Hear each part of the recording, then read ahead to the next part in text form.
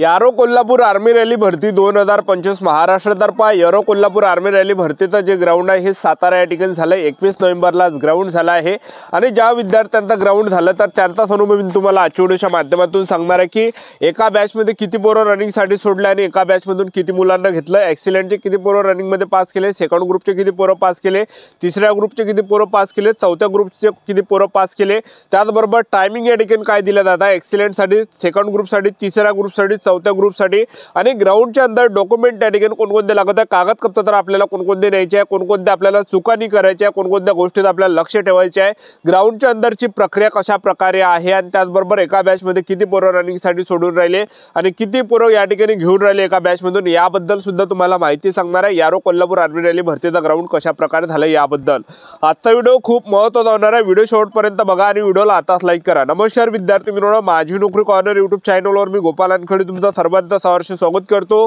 तर मित्रांनो, व्हिडिओचा थंबनेल बघून तुमच्या लक्षात आलं असेल की आपला व्हिडिओ कोणत्या टॉपिकवर होणार आहे। व्हिडिओ सुरू करण्याच्या आधी आपल्या यूट्यूब चॅनलला सबस्क्राइब करा जेणेकरून प्रत्येक भरतीची अपडेट तुमच्यापर्यंत सर्वात आधी पोहोचेल। जास्त करून यारो कोल्हापूर आर्मी रॅली भरतीच्या रिलेटेड जास्त व्हिडिओ आपल्या चॅनलवर अपलोड करत असताना 9वी 12वी पास भरतीच्या रिलेटेड जास्त व्हिडिओ आपल्या चॅनलवर अपलोड करत असतो। व्हिडिओ सुरू करण्याच्या अगोदर सर्वांना एक रिक्वेस्ट आहे, तुम्ही आपला व्हिडिओ कोणत्या जिल्ह्यातून पाहून राहिले हे नक्की कमेंट बॉक्समध्ये सांगा जेणेकरून मला सुद्धा अंदाज लागणार आहे की आपला व्हिडिओ कोणकोणत्या जिल्ह्यापर्यंत पोहोचू राहिला। तर सर्वात अगोदर आपल्याला विद्यार्थी मित्रांनो एक गोष्ट या ठिकाणी लक्षात ठेवायची आहे, ज्यांचं सुद्धा यारो कोल्हापूरला येणाऱ्या दिवसामध्ये ग्राउंड असेल साताऱ्याला तर आपल्याला एक दिवस अगोदर या ठिकाणी ग्राउंडवर हजर राहायचं एक लक्षात ठेवा, ठीक आहे। कारण की अग्निवीर आर्मी रॅली भरतीचं जे ग्राउंड आहे हे एक दिवस अगोदरपासून या ठिकाणी चालू झालेलं राहते प्रक्रिया, ठीक आहे। ह्या गोष्टीत आपल्याला या ठिकाणी लक्षात ठेवायचं आहे। जे पण आपल्या हॉल तिकीटवर जे पण तारीख असेल तर त्या तारखेला जायचं। जसं एक तुम्हाला उदाहरण देऊन आलो, आज 21 नोव्हेंबरला ग्राउंड झालं, ज्या विद्यार्थ्यांचं ग्राउंड आज 21 नोव्हेंबरला होतं तर ते विद्यार्थी 20 नोव्हेंबरला रात्री जे विद्यार्थी मित्रांनो 9 ते 10 वाजता जे सेंटरपाशी त्या ठिकाणी हजर होते एक लक्षात ठेवा, ठीक आहे। तर वरता आपल्याला जे डॉक्युमेंट ठेवायचे वरता फक्त आपल्याला आधार कार्ड आणि हॉल तिकीट हे दोन डॉक्युमेंट ठेवायचे आहे आणि बाकीचे जेवढे पण काही ओरिजिनल डॉक्युमेंट आहे किंवा त्याचे दोन झेरॉक्स आहेत ते सर्व आपल्याला फाईलमध्ये ठेवायचे आहे एक लक्षात ठेवा। तर ह्या काही गोष्टी तर आपल्याला या ठिकाणी लक्षात ठेवायचं आहे। तर सर्वात अगोदर आज 21 नोव्हेंबरला यारो कोल्हापूर आर्मी रॅली भरतीचं ग्राउंड झालं साताऱ्याला। तर मुलांनी या ठिकाणी कोणत्या चुका केल्या तर हे सर्वात अगोदर मी तुम्हाला या ठिकाणी सांगून देतो। तर सर्वात अगोदर पहा विद्यार्थी मित्रांनो, भरपूर विद्यार्थी नवीन आहे तर भरपूर विद्यार्थ्यांना माहीत नसते की भरपूर विद्यार्थ्यांना असं वाटतं की त्यांच्या हॉल तिकीटवर 21 नोव्हेंबर आहे। तर आज जे विद्यार्थी मित्रांनो काय विद्यार्थी आहेत 21 नोव्हेंबरला या ठिकाणी सकाळी ग्राउंडवर या ठिकाणी आले होते आणि आर्मीवाल्यांनी त्यांना जे विद्यार्थी मित्रांनो बाहेर काढला आणि त्यांना सांगून दिलं की तुमची भरती या ठिकाणी झालेली आहे। तर म्हणजे सांगायचं एवढंच की एक दिवस अगोदरपासूनच या ठिकाणी भरती चालू झालेली राहते, ठीक आहे। एक दिवस अगोदरपासूनच प्रोसेस चालू झालेली राहते। तर एक दिवस अगोदर आपल्याला जे विद्यार्थी मित्रांनो सेंटरवर या ठिकाणी पोहोचायचं आहे, ठीक आहे। तर पहा विद्यार्थी मित्रांनो, ज्या विद्यार्थ्यांचं जे ग्राउंड आहे 21 नोव्हेंबरला होतं तर ते विद्यार्थी 20 नोव्हेंबरला रात्री 10 वाजता सेंटरवर हजर होते। सर्वात अगोदर विद्यार्थ्यांना गेटच्या अंदर एंट्री दिली। आर्मीवाल्यांनी दोन डॉक्युमेंट चेक करत आहे, आधार कार्ड आणि हॉल तिकीट। ह्या दोन डॉक्युमेंट जर नसेल तर घरी पाठवल्या जात आहे। तर हे दोन डॉक्युमेंट मुलांचे चेक केले आणि ग्राउंडच्या अंदर एंट्री दिली। एंट्री दिल्यानंतर सर्वात अगोदर हाईट वगैरे त्या ठिकाणी मोजल्या जात आहे। तर हाईटमध्ये जर आपलं नाही बसलो तरी सुद्धा आपल्याला ग्राउंड त्या ठिकाणी होते आपलं, ठीक आहे। आपली जर हाईट नाही बसली तरी सुद्धा ग्राउंड होत आहे। आणि त्याचबरोबर हे झाल्यानंतर मुलांना ग्राउंडच्या अंदर बसून ठेवलं जातं आणि आर्मीवाले त्या ठिकाणी जे मुलांना काही सूचना त्या ठिकाणी देत आहे, कोणकोणत्या गोष्टीचं लक्ष ठेवायचं, आराम वगैरे तुम्ही करा, काही बोलू वगैरे नका, तेवढीच तुमची एनर्जी वेस्ट होणार आहे हे काही त्या ठिकाणी सांगत आहे। मुलांना मोटिवेट सुद्धा त्या ठिकाणी करत आहे आर्मीवाले, ठीक आहे। आणि त्याचबरोबर मुलांना बसून ठेवलं जात आहे ग्राउंडच्या अंदर आणि 12 वाजेपर्यंत बसून ठेवलं जात आहे। जसे 12 वाजले तसे जे विद्यार्थी मित्रांनो मुलांना त्या ठिकाणी प्रक्रिया चालू होत आहे 12 वाजतापासून। सर्वात अगोदर मुलांचे हॉल तिकीट वगैरे त्या ठिकाणी स्कॅन केलं जात आहे। हॉल तिकीट स्कॅन केल्यानंतर जे विद्यार्थी मित्रांनो मुलांना आणखी समोर त्या ठिकाणी नेलं जात आहे आणि बसून ठेवलं जात आहे आणि त्यानंतर जे विद्यार्थी मित्रांनो 100-100च्या बॅचा त्या ठिकाणी बसत आहे। तर 100-100च्या बॅचे ज्या आर्मीवाले त्या ठिकाणी उठून राहिले, जो 400 मीटरचा जो ट्रॅक आहे तर त्या 400 मीटरच्या ट्रॅकपाशी त्या ठिकाणी नेलं जात आहे पोरांना आणि त्या ठिकाणी जे आर्मीवाले सूचना देत आहे की आपल्याला कसं दौडायचं आहे, कसं धावायचं आहे, कसं कोणाला पाळू नका वगैरे, ठीक आहे। हे काही सूचना त्या ठिकाणी देत आहे। तर आज एका बॅचमध्ये जे विद्यार्थी मित्रांनो एका बॅचमध्ये 100 पोरं आज रनिंगसाठी सोडले आणि रनिंगमध्ये 16च्या वक्ती त्या ठिकाणी ते झेंडावर करत आहे आणि गो त्या ठिकाणी करत आहे। तर आज एका बॅचमध्ये 100 पोरं रनिंगसाठी सोडले आणि 100 मधले जे विद्यार्थी मित्रांनो 65 मुलं या ठिकाणी रनिंगमध्ये पास केले।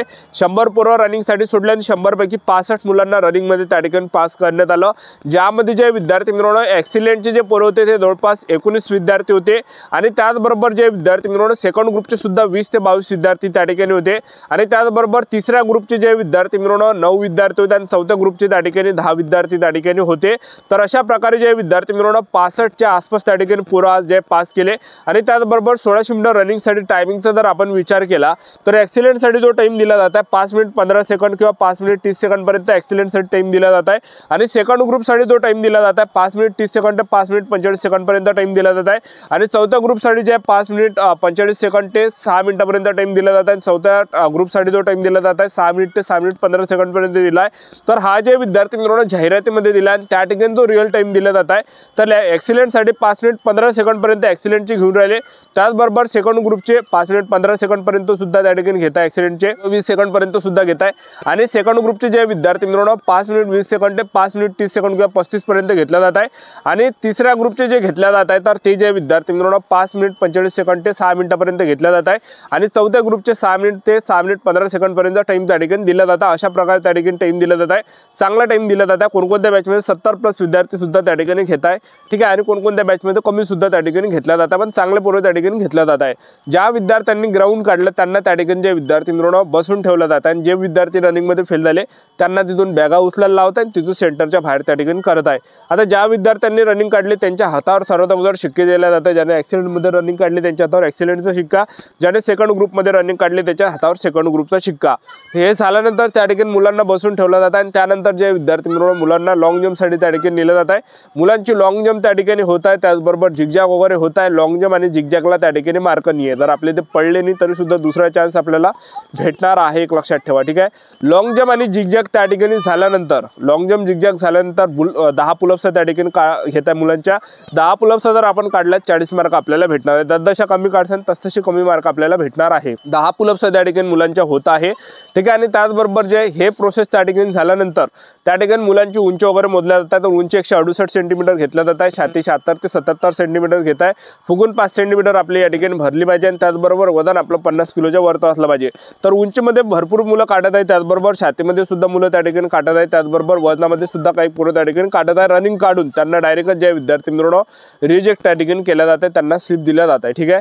तर वजनामध्ये सुद्धा काही विद्यार्थी काढत आहे, वजन 50 किलोच्या वरती असलं पाहिजे। तर तुमचा जर 50 किलोच्या खाली असेल, 1 किलो जरी कमी असेल तर केळं वगैरे खा त्या ठिकाणी ग्राउंड काढल्यानंतर आणि त्या ठिकाणी जेणेकरून 1 किलो वजन आपलं भरलं पाहिजे, जेणेकरून आपण त्या ठिकाणी क्वालिफाय असणारं वजन, ठीक आहे। कारण की बरेच काही विद्यार्थी राहते, कारण की एवढी मोठी प्रयत्न केला आपण, एवढी मोठी रनिंग काढली, ठीक आहे, तर हे आपलं या ठिकाणी झालं नाही पाहिजे। हे झाल्यानंतर जे मुलांचे डॉक्युमेंटेशनची प्रोसेस होत आहे, मुलांचे रातभर त्या ठिकाणी डॉक्युमेंटेशन चालत आहे, थंब वगैरे घेतला जात आहे। तर डॉक्युमेंट जे लागत आहे 10वीचं मार्कशीट, 10वीचं बोर्ड सर्टिफिकेट, 12वीचं मार्कशीट, 12वीचं बोर्ड सर्टिफिकेट, TC झाला, शाळा सोडला दाखला सुद्धा म्हटलं जाते, शाळा सोडला दाखला जर नसेल तर कॉलेजमधलं bonafide, caste certificate, domicile, police protection, त्याचबरोबर अनमॅरिड सर्टिफिकेट, त्याचबरोबर जे सरपंचाचा रहिवासी दाखला, पोलीस पाटलाचा रहिवासी दाखला आणि त्याचबरोबर नोटरी आपल्याला सोबत न्यायचा आहे।